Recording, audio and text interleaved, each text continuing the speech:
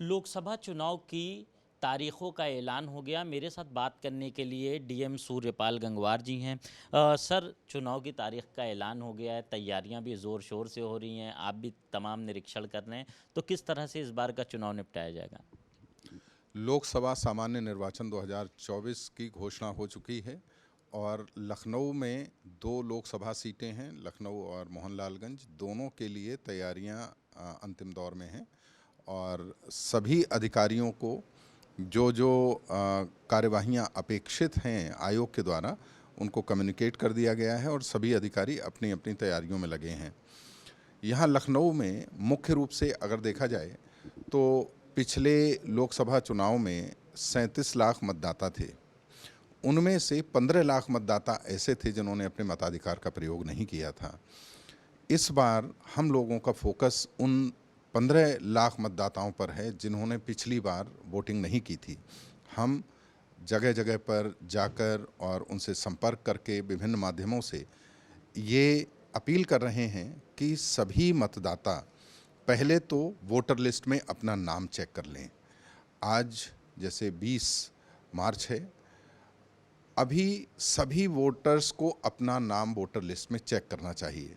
वो चेक करने के लिए electoralsearch.eci.gov.in, मैं रिपीट कर रहा हूँ, electoralsearch.eci.gov.in, इस पोर्टल पर जाकर बहुत थोड़ी सी इन्फॉर्मेशन अपने बारे में फीड करने के बाद आपको आपके बूथ के बारे में जानकारी मिल जाती है। वोटर लिस्ट में आपका कौन सा सीरियल नंबर है ये भी पता लग जाता है। ये आपको जानकारी कर लेनी चाहिए। अगर आज भी कोई व्यक्ति वोटर लिस्ट में शामिल नहीं हो पाया है किसी भी वजह से, तो अभी भी वोटर लिस्ट में नाम ऐड किया जा सकता है। आपके लिए निर्वाचन आयोग के द्वारा ऑनलाइन और ऑफलाइन दोनों तरह की सुविधाएं हैं। अभी कंटिन्यूअस रिवीजन चल रहा है। कोई भी वोटर फॉर्म 6 के माध्यम से नया वोटर ऐड हो सकता है और फॉर्म 8 के माध्यम से कोई भी संशोधन है, जैसे दूसरी विधानसभा में अगर उसका वोट बना हुआ है या मतदाता सूची में दूसरी जगह पर नाम है तो वो अपना नाम ट्रांसफ़र कर सकता है। और ये ऑनलाइन सुविधा है, बहुत आसान प्रक्रिया के माध्यम से ऐसा किया जा सकता है। सर, कंट्रोल रूम भी बनाया गया होगा क्योंकि चुनाव की तैयारियों का तमाम आप देखते रहते हैं वॉर रूम से, तो किस तरह से ये पूरी तैयारी? जी, मॉडल कोड ऑफ कंडक्ट चूँकि लागू हो गया है और हमारे यहाँ पर 9 विधानसभाएं हैं, उन 9 विधानसभाओं में हर एक जगह पर एफएसटी टीम का गठन किया गया है। बाकी जो ईवीएम से संबंधित टीम्स हैं वो वहाँ पर अपना काम कर रही हैं। इसके बाद जो निर्धारण होना है, जैसे नामांकन से लेकर और मतगणना तक जो भी प्रक्रियाएं आयोग के द्वारा जो मापदंड हैं उनके अनुसार हम लोग उनकी तैयारियां पूरी कर रहे हैं। यहाँ पर कलेक्ट्रेट में जो टॉप फ्लोर है वहाँ पर कंट्रोल रूम बनाया गया है। हमारी आईटी सेल वहाँ पर है जिसके माध्यम से हम सभी अधिकारियों के सभी कार्यकलापों का, उनकी जो भी प्रोसीजर्स हैं उनका सतत अवलोकन करते हैं, उनको कंट्रोल करते हैं और जैसा भी आवश्यकता अनुसार उनको गाइड करते हैं। तो अभी ये पूरा इस्टेब्लिश हो चुका है और हम लोग लखनऊ में बहुत अच्छी तरह से निर्वाचन कराने के लिए प्रतिबद्ध हैं। यहाँ पर सभी वोटर्स से मैं अपील करना चाहता हूँ कि जो अर्बन अपैथी कही जाती है उसको लेकर आयोग ने एक नई पहल इस बार की है। यहाँ हमने जो मल्टी स्टोरी बिल्डिंग्स हैं उनमें बूथ बनाए हैं। 14 ऐसे सेंटर्स हम लोगों के द्वारा बनाए गए हैं। आयोग अर्बन एरिया में वोटिंग परसेंटेज बढ़ाने के लिए कृत संकल्प है और सभी स्ट्रेटजीज़ को हम लोग अडॉप्ट कर रहे हैं जिससे कि अर्बन एरिया का वोटिंग परसेंटेज बढ़ सके। तो जो 14 बूथ ऐसे बनाए गए हैं जो मल्टी स्टोरी बिल्डिंग में हैं और पहली बार बनाए गए हैं, उनमें हालांकि वोटर्स की संख्या कम है, लेकिन मेरी ये अपेक्षा रहेगी, मेरा ये अनुरोध रहेगा कि जो मल्टी स्टोरी बिल्डिंग्स में 14 बूथ बनाए गए हैं वहाँ पर 100% मतदान हो और सुबह जितनी जल्दी से जल्दी मतदान कंप्लीट कर लें, क्योंकि 1500 वोटर्स के लिए एक बूथ बनाया जाता है। तो ज़रूरी नहीं है कि हमें लास्ट तक ही वोट डालना है। सब लोग सुबह जल्दी से जल्दी अपना वोट डालने जाएं और कोशिश ये करनी चाहिए कि जहां 400 वोटर्स हैं वहां पर 11 बजे, ज़्यादा से ज़्यादा 12 बजे तक हमारी वोटिंग कंप्लीट हो जाए। तो एक तो 100% मतदान हो और अपना शेड्यूलिंग उस तरह से वो लोग कर सकते हैं जिससे कि जल्दी से जल्दी वोटिंग कंप्लीट हो जाए। हमको लास्ट में समय जो अंतिम समय होता है उसका इंतज़ार नहीं करना चाहिए। उसके अलावा जो हमारे रूरल एरिया में या अर्बन एरिया में दूसरे पुराने बूथ्स हैं, उन पर भी मैं सभी मतदाताओं से अपील ये करना चाहता हूँ कि सबको अपना पहले तो वोटर लिस्ट में अपना नाम देख लेना चाहिए, सीरियल नंबर क्या है वोटर लिस्ट में वो पता लग जाए। और उसके बाद अभी वोटर पर्चियां जब पहुंचेंगी आपके यहाँ पर तो उसमें भी ये विद्यमान होगा कि आपका सीरियल नंबर कौन सा है, और आप स्वयं भी अपनी वोटर पर्ची को ऑनलाइन डाउनलोड कर सकते हैं। बहुत सिंपल प्रोसेस है। उसी पोर्टल पे जो मैंने अभी आपको नोट कराया था उसी से आप लोग अपनी वोटर पर्ची भी डाउनलोड कर सकते सर हैं। इस बार काफ़ी सहूलतें दी जा रही हैं जो वोटर्स हैं उन्हें, चाहे दिव्यांग वोटर्स हों या बुज़ुर्ग वोटर हों, तो इसके लिए क्या व्यवस्था की गई हैं? माननीय आयोग का लक्ष्य ये है कि समाज का प्रत्येक वर्ग और प्रत्येक व्यक्ति निडर होकर, निर्भीक होकर, स्वेच्छा से, बिना किसी प्रलोभन या दबाव के मतदान करे, ऐसी व्यवस्था आयोग बना रहा है। उसमें कोई भी वर्ग छूटने ना पाए।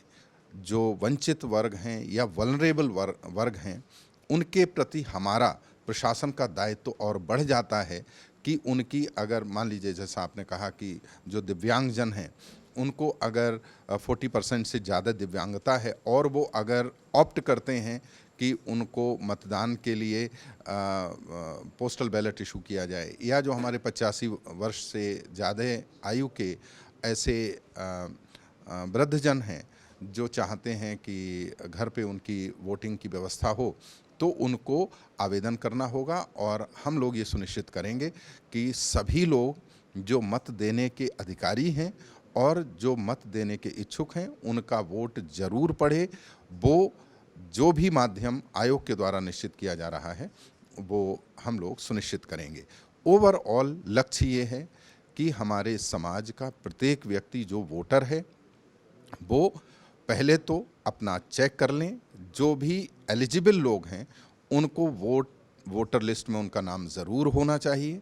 कोई अभी भी छूट गया है तो नाम ऐड कर सकता है। और जो भी वोटर है वो 20 मई को लखनऊ में जिस दिन मतदान की तिथि अनाउंस हुई है उस दिन अपने पूरे परिवार के साथ, जो भी परिवार में वोटर्स हैं उनके साथ, अपने संबंधियों को भी प्रेरित करें कि भाई सभी लोग वोट डालने ज़रूर जाएं। अगर हम सामाजिक चेतना को उस लेवल पर ले जाएंगे कि प्रत्येक व्यक्ति लोकतंत्र के प्रति अपना कमिटमेंट, जो हमारी जिम्मेदारी भी है, हमारा अधिकार भी है, उसको निभाने के लिए आगे आएगा, तो लखनऊ मुझे पूरा विश्वास है कि मतदान के प्रतिशत में एक बहुत क्वांटम जंप इस बार हम लोग अचीव कर पाएंगे और ये सभी मतदाताओं के सक्रिय सहयोग से ही हासिल हो सकेगा।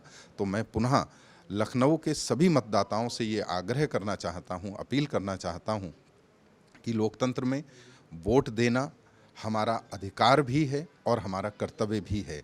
हम अपने लोकतंत्र को मजबूत बनाने के लिए अपने इस दायित्व का निर्वहन पूरी निष्ठा के साथ, लोकतंत्र के प्रति निष्ठा के साथ, बिना किसी दबाव के, बिना किसी प्रलोभन के, निडर होकर, निर्भीक होकर मतदान करें। आयोग पूरी व्यवस्था कर रहा है कि किसी भी प्रकार से किसी भी वोटर को अनावश्यक रूप से प्रभावित ना किया जा सके। वो अपनी स्वेच्छा से, अपने स्वविवेक से वो अपना मतदान कर पाए, इसकी व्यवस्था आयोग कर रहा है। सर एक आखिरी सवाल है, कितनी टीम गठित कर दी गई है इस चुनाव के लिए, और आचार संहिता का जो उल्लंघन करते हैं ऐसी क्या क्या बिंदु हैं जिससे उन्हें बचना चाहिए कि उल्लंघन ना हो? सभी राजनीतिक दलों के लिए और सभी जो कैंडिडेट्स होंगे, संभावित कैंडिडेट्स हैं, उन सब के लिए आयोग के द्वारा एक बुकलेट जारी की गई है, एक हैंडबुक है, हैंडबुक फॉर कैंडिडेट्स, जिसमें कि सभी दिशा निर्देश, सारी जानकारियां कोडिफाइड हैं। एक बार जरूर पढ़ना चाहिए। दूसरा, एक मॉडल कोड ऑफ कंडक्ट, इसके संबंध में भी एक हैंडबुक जारी की गई है आयोग के द्वारा। उसमें डूज एंड डोंट्स और FAQs, फ्रिक्वेंटली आस्क्ड क्वेश्चंस, वो भी शामिल किए गए हैं। सभी जिज्ञासाओं की उसमें पूर्ति होती है।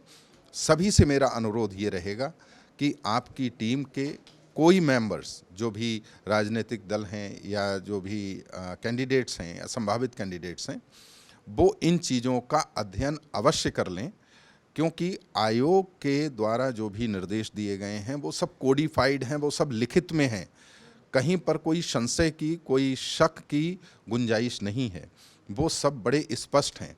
लोग अगर उनको जानकारी रहेगी तो मुझे उम्मीद नहीं है कि कोई गलती करेगा। गलतियां इसलिए अधिकतर होती हैं कि जानकारी का अभाव रहता है। तो सभी लोगों से मैं ये अनुरोध करूंगा, जो राजनीतिक दल हैं या कैंडिडेट्स हैं, उनकी सभी टीम के लोग इन डॉक्यूमेंट्स को ज़रूर पढ़ लें और इसमें जो भी दिशा निर्देश दिए गए हैं उनका पालन करें। किसी भी प्रकार से ऐसी असहज स्थिति से खुद को भी बचाने की कोशिश करें, क्योंकि आयोग MCC के उल्लंघन पर बहुत सख्ती बरतता है और हम लोगों को फिर नोटिस जारी करके उनके लिए जो भी प्रावधानित उसमें दंड है उसकी व्यवस्था करनी होती है। तो मैं सभी लोगों से ये अनुरोध करूंगा कि MCC जो मॉडल कोड ऑफ कंडक्ट है, उसकी गाइडलाइंस हैं, उसकी हैंडबुक है, उसको पढ़ लें। कोई भी व्यक्ति या कोई भी राजनीतिक दल उसका उल्लंघन ना करे, क्योंकि उल्लंघन करने पर दंड के प्रावधान हैं। बहुत शुक्रिया हमसे बात करने के लिए। DM सूर्यपाल गंगवार थे, जिनका कहना है तमाम तैयारियां कर ली गई हैं, चुनाव को सकुशल निपटाया जाएगा। सबसे बड़ा फोकस जो होगा वो ये कि वोट परसेंटेज कैसे बढ़ाया जाए, इसके लिए तमाम जागरूकता अभियान भी चलाए जाएंगे। फिलहाल अभी जिनके वोटर ID कार्ड नहीं बने हैं, जिनका नाम नहीं दर्ज है, वो अभी भी वोटर ID कार्ड में अपना नाम दर्ज करवा सकते हैं। कैमरा पर्सन SK वर्मा के साथ कफीलुर रहमान, भारत समाचार, लखनऊ।